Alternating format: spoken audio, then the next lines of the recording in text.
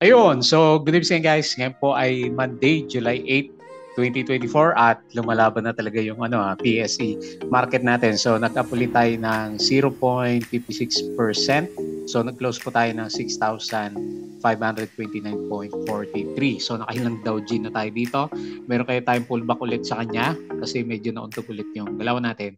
Pero yun nga, nag-verde pa rin tayo dahil sa malakas na galawan ng mga banks na stocks natin. So sila yung humila sa atin. Ito si Video, nag-up siya ng more than 4% for today's trading. Tapos kahit pa paano, meron pa rin namang pumasok na foreigners dito sa market natin. So meron tayong net foreign buy na 143.69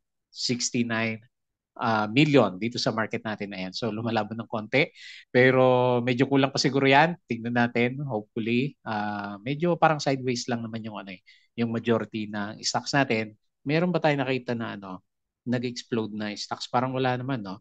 So ito lang si video yung isa sa mga nakita natin na medyo maganda nga po yung galaw niya run up for the past few days natin. Okay? So ito po yung ating mga trending stocks, combination ng big caps, at saka meron tayong small caps dito. So medyo gumalaw. Okay. So nauna sa listahan po natin for today's trading is si BDO. Nag-up nga po siya ng 4.47%. So kasama niya si BPI, di ba? Medyo maganda rin yung galaw niya kanina. So tapos mapapasin mo, yung net foreign buy talagang tinulak si Banco de Oro natin. Meron siyang 447.69 million net foreign buy dito sa market natin. Ayan, maganda yung pasok ni Banco de Oro. So mga banks yung panalo dito sa run-up na market. Tapos si dito, pinagsaman pa rin siya kasi nga kanina, kala ko matutuloy yung breakout nito kasi meron siyang news sa Twitter kanina, di ba? Meron siyang pinag-uusapan ulit. Parang meron na siyang nakuha, di ba? Last week pinag-uusapan natin. Meron na siyang nakuha na buyer yata. Pero hindi pa confirm kasi hindi pa naman nakalagay sa kanya mga disclosure. So meron siyang 1.01% na gain for today's trading, and then meron siyang 249.29k net foreign buy naman kahit pa paano si dito. Okay, so yung pinakita natin sa kanya. Mamaya tignan natin yung nangyari sa Twitter. Tapos si LTG, hindi pa rin tapos yung pag-uukay natin dito. So meron pa rin siyang loss ulit, negative 1.08%. Pero oversold na to, no? Mga RSI 15 na lang yata si LTG. And then meron siyang 17.87 million. Meron naman siya net foreign buy. Ayan, so hopefully, yan yung malapit na yung bottom niya. Tapos si A-REITs, pinag-usapan siya. So medyo maganda kasi yung niya, yung trend niya, di ba? Nagre-recover siya. So 1.87% and meron siyang 7.99 million na net foreign buy. Si Converge, pahinga muna, meron siya negative 0.54% na loss sa market natin and meron siyang 334k net foreign sell. Tapos si SPNEC, yan, sinama natin dito sa listahan natin dito. At meron siyang, eto, para nag-breakout siya, no? 3 point, sa Conso, 3.23% and meron siyang 800 o 82.95k net foreign sell naman. Okay, so wala pa rin tayo masyadong yung mga high flyers na nakikita. So disclaimer pa rin guys, as usual sa mga usual viewers, yung ating review po dito sa PSE trading stocks natin is for education purposes lang po yan. So wag mong gagamitin to as a reason para mag-buy, sell, or hold ng stocks. Due diligence na lang po kung ano yung gusto mong bilhin. And make sure alam mo po yung binibili mo na stocks naman. Ayan. So ayaw pa kasi umakit ng ibang stocks natin. So baka mangiipit muna yung iba. So follow mo din po ako dito sa ating Palawan Trader na YouTube channel. As usual, subscribe ko lang po dito para updated ka sa reviews, or kung gusto mo is join ka dito sa trading group naman natin para makita mo yung mga ginagawa natin dito. So sa mga nakasubscribe, maraming salamat po dun sa usual viewers natin. So below 1K na tayo. So medyo mahina yung market natin. So check mo na lang yung ating mga trending stocks review, yung ating mga company reviews, mga sample trades sa market, basic indicators, mga technical analysis. So nag-aral ka ba over the weekends ulit? Tapos yung mga fundamentals, risk management, plus yung ating PSC, Stock Market Studies. And then check mo na lang din po yung ating Palawi Trader Crypto ko to. So medyo lubog pa rin yung yung cryptos natin, and may tendency na sumadsad sa 50K si Bitcoin. So hindi pa rin naman yata tapos kasi yung bintahan ni Mt. Gox o Mount Gox na platform. So marami pa rin siyang gustong ibenta na Bitcoin tokens. Kaya yung bounce natin last week ng Friday, Saturday, or over the weekends, parang binabawi niya. So kanina nag 55, bumalik siya ulit sa 55K. Ayan. And then follow mo din po ako dito sa ating social media, Facebook account na Fluffy Trader. Kasama din yung ating, ayan, di ko nabuksan yung hanapin natin yung Facebook page natin dito. Ayan. Check mo na lang po yung ating Facebook page na Palawi Traders para updated ka din sa mga posts. Bodega Picks, yung mga articles natin dito sa local market, dito sa US, and dito sa crypto. And then, Twitter, wala pa yung pinakasama rin ng index. So, medyo maaga yata tong review natin. Saglit, silipin natin. Baka meron na si Philippine Stock Exchange natin. Puro pa rin tayo, no? Puro mga video. Si Bini pa rin nakikita ko dito sa sa feeds. Ayan. So, wala pa. Okay. So, tignan lang natin kung ano yung mga na-post natin. Medyo bumawi na yata ng konti yung crypto. Pero yung huling silip ko, okay. So, nag-57K kanina. July. Okay. So, malito. July 7 yan ang post natin. Okay. So, video. So, nanguna dito sa listahan natin sa mga posts. Video Unibank launches is third ASEAN sustainable bonds issue. Pero siguro yung run up nitong si video natin for this week and then last week is maganda pa rin naman kasi yung kita nila. Sabi nga natin madalas, yung interest rates natin is nasa more than 6.5%. So medyo mataas pa rin. So kita yung mga bangko. Kaya lang ito lang si video at saka si BPI yung gumagalaw. Security Bank, hindi pa rin yata. So announces 5-year fixed rate bond offering worth 5 billion peso. Double Dragon cut short the offer period of its retail bond offering due to oversubscription kasi medyo maganda nga yung business niya, di ba? Doon sa Paris ba 'yon o sa bandang US. Ayan. So ito yung latest news ni Bitcoin. So Bitcoin tumbles to 55K as empty Gox o Mount Gox fears rattle crypto market. So nandiyan pa rin. So makita mo medyo malakas nga yung yung selling pressure dito sa mga cryptos natin. Jollibee to acquire 70% stake in Compose Coffee. So ito na yan, yung last week pa. Ba't ba lumalabas sa feeds ko ito mga July 2 pa to. So ando natin yan.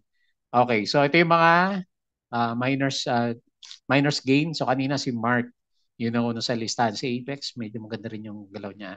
So mamaya silipin natin kung sino yung mga winners.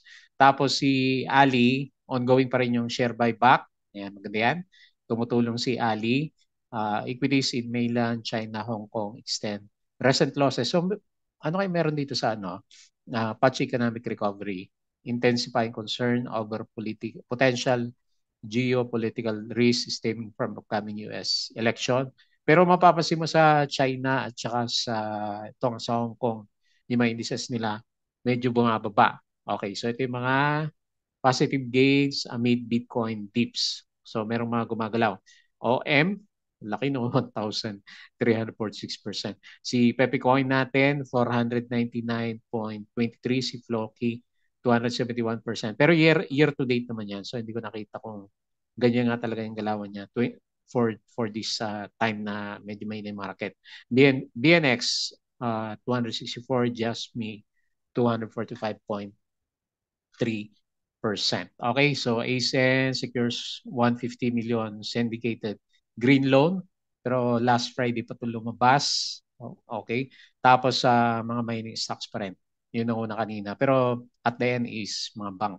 Bank yung malakas more than 2% yata yung indices nila. So Double Dragon, retail bonds oversubscribed. Another bond offering likely soon. Pero yung unang bond offering niya is oversubscribed nga. GGS, nakita ko pumipitik, is working toward accelerating recurring core profits in succeeding quarters. Ayan. So, ano ba? Maganda na may earnings pero price action wala talaga. URC, ito medyo nakabawi na si URC. Posted sales of 42.6 billion for the 3 months ending March 31, 2024. Up siya ng 7%. BSP still hints at rate cuts in August. Ba, isasabay sa ghost month. So tingnan natin kung ma-maintain natin yung rally natin. FLI has been ordered by the court to refund 2.4 million to condominium buyer following a dispute over a unit at the Bali Oasis Surabaya project. And so meron siyang dispute. Mercado Barcada from here is too soon to say whether EVI is a real thing or just a busy work vanity project. Ayan. Bloom. Ano ba reason bakit po ang bagsak po? ICE long-term growth boosted by Soler North's opening. Ayan. Okay. Wala naman siya news. Robinson introduced Lepon Residences second tower following success sale of 85% of each tower. Okay. BDO Megawide recent acquisition of PH1 where developers could yield positive results next year. June slowing inflation, so 3.7%. Century Pacific hikes capital spending, APX. So Asian gold-related shares rise after metal climb to highest since May on Friday following cooling US jobs data. Ayan, so meron siyang Fibonacci dito na ginawa. OG, ito yung mga galawan last week. Okay, tapos si dito, ito yung pinaka-news natin sa kanya. Summit Telco Holdings Corporation code go all in dito CME Holdings Corporation. Ayan. So tingnan natin. So kaya pinag-usapan si dito, akala ko pipitik nga din yung galaw, pero medyo tempered yung galaw niya, no? So baka bukas pa natin maramdaman yung galaw ni dito, hopefully. Ayan. So patalastas ulit muna. Ayun guys so sabihin natin yung ating Patreon channel, yung mga gusto ng guide sa trading sa Philippine markets. So double check na lang po yung ating Patreon channel naman. So Philippine markets, soon buksan natin yung nag-experiment na rin tayo sa US gamit yung ating eToro. Tingnan natin for the coming months. Pag-aralan muna natin bago natin i-launch dito sa Patreon. So ngayon nakapokus lang tayo sa PSE market naman. Okay? So tingin tayo dito sa galawan ng market natin for today. So parang Dow G ulit yung candle natin, no? Nahirapan siya, ayan, no? Tweezer top na kaya to o lumalaban pa rin siya kasi may net foreign buy tayo, di ba? 143.69 million.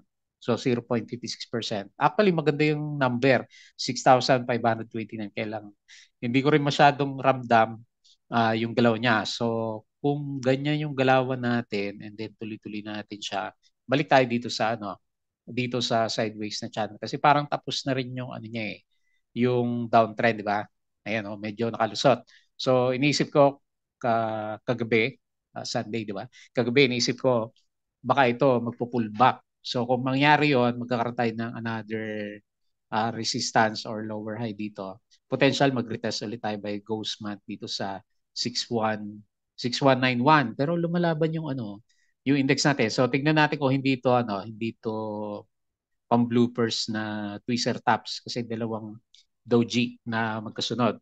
Yung galaw natin sa kanya pero anyway, optimistic tayo ng konti kahit paano sa kanya kasi net foreign buy siya. So 143 plus 300 plus. So mga 4 so halos 500 million net foreign buy yung bumabalik dito sa market natin. Okay, so lagyan natin ng guhit para makita natin na medyo kumakawala sa downtrend na si PSE. Hindi lang tayo masyadong kompensado pa kasi nga hindi naman ganun kalaki kasi yung bumabalik na foreigners dito sa market. Pero titignan mo yung rally niya, parang gusto niya balikan tong sideways channel natin hanggang 6,700, no? Hanggang 6,700 levels naman. Okay, so maganda yung pinapakita niya in the short term. So yung RSI nag-breakout na 50 and then yung MACD formation natin is nagbubulish naman itong si PSE natin. Ayan. Hindi nga lang natin masyadong ramdam sa ibang stocks, sabi nga natin, kasi nga, kokonti pa rin naman yung nagre-recover sa mga big caps na stocks po natin. Okay? So, dito sa galawan, sa big caps, video nga po yun na una. Ayun grabe, nakabalik na parang nagdahilan lang si video, no? So, 4%. Metrobank, hindi pa masyadong nagre-reverse. Pero up din siya 0.15. BPI, ito medyo pa-recover na. 2.94%. PLDT, tumutuloy yung yung uptrend natin dito kay kay PLDT. So 2.3%. URC, so another 2%, pabalik na rin siya dito sa previous resistance natin, 119. JT Cap 2%. Ayan, nagre-recover yung karamihan. GGS, na nasa ilalim pa rin pero okay naman. Nag-up siya ng 1.75. Meralco, so on the way yata siya sa 390 ulit. Okay, so yun yung mga big caps. Pure Gold 0.4, DMC 0.18. Hindi naman ganun kalaki yung iba. So sa mga losers sa big caps, LTG pa rin. Ayan, nag-okay nga siya. 1.08%. ICT, nauntog siya. Negative, parang siya, false breakout dito. 1.39. Ali, negative 0.17. SMPH, negative 0.52. Converge, negative 0.54. So hindi naman ganun kalalaki yung drop 1% si Globe natin. Okay? So tingin tayo dun sa mga winners. Sino ba winners? STR. Hanap lang tayo may volume. GSMI, ito winner to. Hindi natin napapansin, nag-breakout siya nung Friday pala. And then tumuloy siya ulit ng another halos 5%. So congrats na lang po kung meron ka video winner nga. JO 3.9%, pero pa downtrend siya. ATN ba? Nabuhay si ATN, no? So didiretso kaya itong si ATN natin. So tingnan natin. 3.28%. SPNEC 3.23%. CPG bumalik na konti 3.08%. RCI, nabubuhay si RCI 2.7%. Okay? So yung iba GJS. Okay. Dito sa losers, hanap tayo na may volume. CI, okay, pababa si CI, nag-breakdown. 7%. Del Monte, minus 5%. Lalim din itong si Del Monte natin, si DMW, minus 5%. Balay, minus 4%. X, minus 4%. Ani, minus 3%. Hindi masyadong kita yung candle ni Ani, pero pabagsak. Tapos si MRC, minus 1.92%. So hindi pa rin wala pa rin si MRC din, hindi pa masyadong nakarecover yung price action ba niya.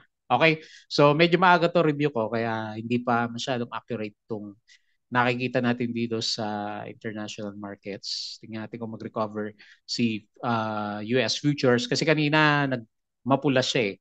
So Nasdaq futures negative 0.06, Dow futures negative 0.01, S&P is negative 0.05%. Pero last Friday is okay naman yung galawan dito sa bandang US market. Dito sa Europe, lumalaban na rin siya. Mukhang berde yata ang galawan dito sa global markets. Ayun. So dito lang sa okay pa lang ang galaw natin, pero grabe dito sa Asian markets. Majority pala laglagan, saglit. Hong Kong minus 1.65, China minus 1.54. So lahat nag-drop KL, Malaysia minus 0.35, Korea minus 0.16, Santo S&P TSX. Ano ba yan? Sa Taiwan din ba yan? Derivatives. Okay, so the rest mapula. Mapula pala dito sa bandang Asia. So maganda pa pala yung nangyari dito sa market natin kasi dito sa bandang Asia medyo laglagan pala yung galaw sa markets. Okay, dito naman tayo sa crypto. Nandito yung bloody red na galawan. Ayan. So medyo nag-bounce na siya ng konti kasi nag 55K kanina si Bitcoin ulit. Ayan. So pabalik siya ulit pero mapula. So meron na siyang damage. Mapula din karamihan. So TRX yung tinamaan 3 to 4%. Si Dodge minus 4%. ADA minus 3%. XRP minus 2.7%. Sol minus 3%. Ayan. So 56K si Bitcoin, 2.9K si Ethereum, and 508 si BNB natin. Ayan. So mukhang mapula pa rin hanggang mamaya dito sa cryptos natin. Kasi hindi pa naman tapos yata yung yung sana dito, Bitcoin drops below 55 amid empty GOX repayments. So yan yung cost natin. Ongoing pa rin pala siya. So hindi pa tapos, no? So hindi pa tapos siguro yung correction dito sa bandang cryptos naman natin. Okay? So, bloody pa rin yung cryptos. Pag-usapan natin ng konti yung mga trending stocks. So, unahin nga natin si BDO. Okay. So, panalo si BDO, no? Ilang percent na tong balik niya? Simula dito, nag 10% siya in just 1, 2, 3, 4. For 4 days of trading natin, medyo lumaban si BDO, Bangko de Oro. So, yun nga, wala naman tayong news sa kanya. So, medyo malakas lang talaga yung recovery niya. Kasi nga, ang lakas ng tagatulak niya, oh. Si sino kaya ang tagatulak na to? 447 million, no? Daig pa yung yung net foreign buy dito sa market. So nag-up siya 4.47%. Hindi kaya overdue na rin to sa correction. Kasi laki na ng ginalaw niya. Ayan. So sakto, medyo nag-breakout siya ng konti dito sa MA 100 sa 145. Tignan natin kung mag-resist yan. So ibaba ko muna yung support 141.5 and next na resistance is 150. Magdiretso kaya to? Parang gusto magdiretso diyan ni BDO. Kasi laki ng niya, laki ng mga net foreign buy niya. Ilang araw na tong saglit. Tingnan nga natin si BDO. Yung historical data niya, kung ilang beses na siyang net foreign buy. Parang araw-araw yata to. Ayun, so 1, 2, 3, 4. 4 days na siya dire-diretso pero last time nung bumabagsak siya, dire-diretso din yung niya, net foreign sell. So tinutulak talaga si BDO natin. Okay. So parang ganun din yung gusto niyang gawin sa kay BPI natin, no. So lumalaban din yung price action. Yung ibang banks, Metro Bank mahina, Security Bank sobrang hina, si East West sideways lang. Sino pa? Union Bank nasa baba, PNB Dow G si PNB natin. Okay, so BDO BPI lang pala yung sobrang lakas dito sa mga bank stocks natin. So yung close natin sa kanya sa category ng banks, more than 2% yung nakita ko sa kanya kanina eh. Okay, so very good. At least may chance pa siya na mag-move until siguro dito sa 150 or mukhang hinog na rin sa pullback si BDO natin. Tignan natin for the coming few days. Okay. So dito tayo sa next si dito. So lumalaban yung price yan, no. Ayan, lalo na may balita na nag-doji siya ng konti. So lalo na may balita na meron na siyang ongoing, di ba? So meron nang pinag-uusapan sa kanya, hopefully hindi magaya kay PHR kasi naging negative na news kay PHR yung pag-back out ng customer niya. So balik siya ulit dito sa ilalim. Parang ganito din siya nung nag-back out si Bloom. Saan ba nag-back out si Bloom? Dito yata eh. Tapos may ulit sa kanya, nag-back out ulit, meron ulit, nag-back out ulit. So parang yung ganun yung galawan ni PHR. So hopefully hindi mag-back out yung pinag-uusapan na investor bago para kay dito natin. Hindi ko muna lalagyan na resistance. Siguro pinaka-obvious sa kanya 2.15. Pero kung may news kasi, di ba, nakadepende yan sa market sentiment, hindi sa technical. So 1.01% up and meron siya 249.29K net foreign buy dito sa market natin. Okay, so meron siyang pinapakita, may promise ng konti itong si dito natin. Okay. With regards naman sa technicals, meron na siyang konting breakout kasi nag-stay na siya dito sa MA20. Okay po. Next, LTG. So, lakas pa rin ng buhos niya. Lalaki ng volume, 184 million pero pababa kasi. So selling yan. So negative 1.08%. Pero meron na siya, 17.87 million net foreign buy. So may konting siguro overdue lang sa technical bounce si LTG. Pero hindi naman tayo ganun ka optimistic in the short term kasi nga medyo malakas na yung mga buhusan niya. So pwede na siguro RSI 16. Oversold naman. So after mabigay ng ilang dividendos dito, 2.98, 3%. Kala ko 4% to nung nakaraan. Ayan, ito yata yun, 1.3%. Plus another 3%, so 6%. So parang binawi na rin niya. So gaano nakakalaki yung drop niya mula dito sa average price? 8%. So parang binawi din niya yung dividends na pinamigay niya last time. Naging trap pa yung itsura ni LTG natin. Okay? So, with regards sa support, hindi pa natin makita, hindi pa natin pwede lagyan siguro. So, kung lalagyan ko siya dito sa 9 pesos, no? Kasi hindi pa Dow G yung yung kandila. So, wala pa. So, medyo strong pa rin yung sell-off nitong si natin, LTG. Pero yun nga, siguro few days mag-bounce na rin to kahit pa paano kasi uh, may net buy na eh. Nag-start na yung net buy na sa kanya. Okay? So, yun lang nakita natin. Next, si A-REITs. Okay. Ito maganda pinapakita ni A-REITs ha. So, ito yung pinakamaganda sa mga, tama ba? Ito ba yung pinakamaganda sa mga REITs? So, namimigay siya na dividends na around 6 to 7% per year. Ayan. So, meron siyang regular na dividends, mga 1.5. So tama, mga halos 6% yung dividends niya per year. So ngayon kasi after ng recent na drop niya dito, last December, nag-stabilize na siya dito sa average price natin na 34 pesos. Ngayon, napapansin siya kasi nagbe-breakout yung candle natin sa kanya. So, tapos may nabasa pa ako, ilalagay doon sa blue chip si Irits natin. So, pwede ba mangyari yun? So pwede naman kung kasi nakadepende sa market cap eh. So tignan natin. Ano ba? Kasi ang mga bumagsak last time Converge. Ayun halos pareha sila ng market cap na nandito Converge. Pero depende sa exposure eh. Kasi total market cap naman yung titignan. Si ASEN is malaki pa rin si ASEN. Si Converge lang yata nandun sa baba. Yung iba Wilcon, di ba?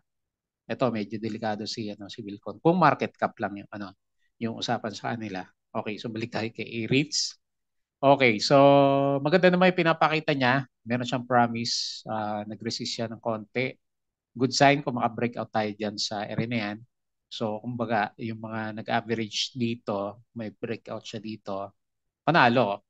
Panalo siya price action wise plus yung regular na dividends na binibigay naman niya. So yung ibang A-REITs natin, ganyan din ba kay stable M-REITs? Napaka-volatile ng mga REITs natin, no? BDMTR, sino pa? PhilREITs, puro laglag naman yung iba. Okay, so CREIT, si CREIT natin, ito lang, si CREIT panalo, no? Kasi umakyat din yung price action niya. Anyway, okay naman kahit paano, stable naman yung galaw ni A-REITs natin. So, okay. Maganda yung RSI, halos pa overbought na. And then nag-start ng mag-bullish din yung side ng RSI. At saka MACD formation. So, up siya 1.87 and 7.99 million net warrant buy po si A-REITs. Next, Converge. Okay, so pahinga muna tayo. Negative 0.54%, 300K net foreign sell. Ayan, so nawala ng konti kasi ng net foreign buy pero uptrend pa rin naman. So ganun pa rin naman yung drawing natin hindi na mababago muna kasi nandiyan lang naman yung pinaka price action natin sa kanya. Okay? So nag-aantay ng tagatulak si Converge. Okay lang yan yung galaw niya. And then lastly si SPNEC. So medyo lumalaban si SPNEC natin . So nag-breakout siya ngayon 3.23%. Wala pa rin naman foreigners. Medyo matagal na rin kasi yung conso niya. So ayan, nabuhay siya ng konti. Hopefully, reversal sign para kay SPNEC kasi medyo nag-breakout tayo dito sa RSI 50. Plus, yeah, mukhang bullish naman yung MACD formation. So ang pinaka-resistance natin sa kanya is dito siguro MA100. Ayan. So meron siya dito resistance. So hopefully pumitik ulit si SPNC. Nakalimutan na natin to kasi yung mga kasabay niya yung mga Lopez stocks ay rather kasi ba may-ari ng SPNC natin. Ayan. So nag-drop na to si RCI, Libiste stocks natin. Si RCI medyo okay pa eh. So si Rojas, nag-ano na ba 'yon? Tama ba? Ito bang saglit? Sino si RCI? Rojas, yung isa pang RCI natin, ayan, nakakalimutan natin yung mga stocks. Wala na tayong balita tungkol kay Rojas Holdings natin. Okay, so okay naman. Okay naman to sa RCI. Si SPNC, okay. So nabuhay siya, tignan natin. for the coming few days kung makisabay yung ibang Libiste stocks natin sa kanya. Okay? So, ganun lang muna yung usapan natin. So, wala din naman masyadong aggressive na galawan, no? Ito lang si Mark, nabubuhay siya kasi yung, di ba, yung mga metal products, medyo tumataas ng konti yung price action niya at saka si SPNC lang naman. Okay, so yun lang muna yung ating nakita. May good sign kahit papaano kasi nabubuhay yung market kahit na, di ba, nakita natin, Asian markets ngayon is laglagan pero okay naman yung galaw natin. Eh kung mag-recover yun bukas, ibig sabihin maganda yung Asian markets, may chance na i-push niya tayo above ng 6,600 level, di ba? And then, babalik tayo dito sa sideways. So, mali yung analysis ko sa kanya na meron siyang double checking dito and then saka tayo magbabounce. Kasi iniisip ko naman, ghost month na next month. So, mag-aalisan kasi yung mga Chinese investors, di ba? Pero tingnan natin kasi nga, interest rate cuts matatapat din ng bandang August kung matutuloy yung mga interest rate cuts na gagawin po ng Bangko Sentral ng Pilipinas. Okay? So yun lang muna yung ating review for today. As usual, bago tayo close, please don't forget to subscribe dito sa ating YouTube channel. Join ka sa group guys ha. Kung sa mga guide, crypto ka to, follow mo na lang. Facebook account, Facebook page, Bodega Pig, Twitter, Patreon, yung mga gusto ng guide sa Philippine market trading, sali lang po kayo dito. Piniprepare natin yung US stocks naman. So, next natin yan. Yung crypto, pinopost ko muna siya kasi medyo po downtrend na yung crypto natin. Okay po. So, yun lang. Maraming salamat. Kita po ulit tayo bukas.